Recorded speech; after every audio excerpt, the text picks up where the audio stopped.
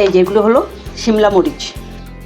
আমাদের এখন মরিচগুলি যা করতে হবে, মরিচগুলো এভাবে কাটতে হবে, কেটে মাঝখান দিয়ে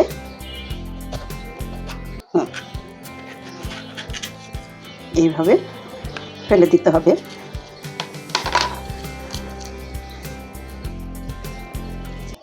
জায়গাটা সব পরিষ্কার করে নিতে হবে। এই যে আমাদের সবগুলি কাটা হয়ে গেছে। এই যে এখন আমরা এটা ধুয়ে লবণ দিয়ে মাখবো, লবণ দিয়ে একটু মেখে রাখবো। আর ওর যে বিচিগুলি সেগুলো আমরা কাজে লাগিয়ে ফেলবো। এই জন্য এগুলি ছোটো ছোটো টুকরো করে নিতে হবে।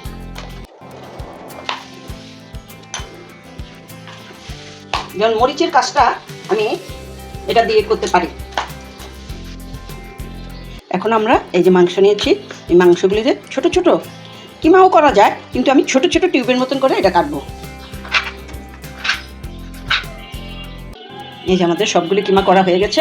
টিউব করে কেটে রেখেছি পেঁয়াজ। পেঁয়াজটা একটু মজে আসছে, কাঁচামরিচগুলি দেবো, শিমলা মরিচের কাঁচামরিচগুলি মাংসটা। একটু লবণ দিলাম। আমরা এখানে 1 চা চামচ আদা রসুন বাটা দেবো, একটু মরিচ গুঁড়ো দেবো, একটু ধনে গুঁড়া, একটু জিরা গুঁড়ো, একটু হলুদ গুঁড়ো। হলুদটা একেবারে সামান্য, ঘরের তৈরি করা গরম মশলা। সামান্য একটু জল দেবো।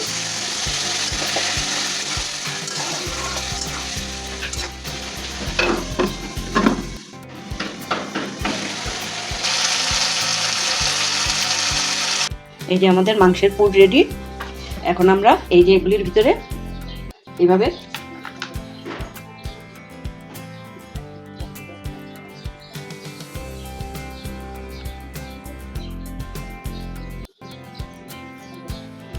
করে সবগুলি ভরে নেব। এটা লবণ জল দিয়ে ভিজিয়ে রেখেছিলাম।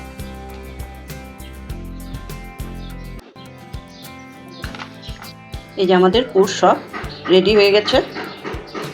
এখন আমরা বাটারটা রেডি করেছি, এইভাবে বসাবো।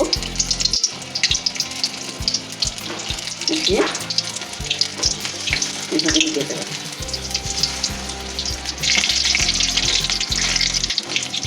আমাদের ভাজা হয়ে গেছে, আমরা উঠিয়ে ফেলবো এখন।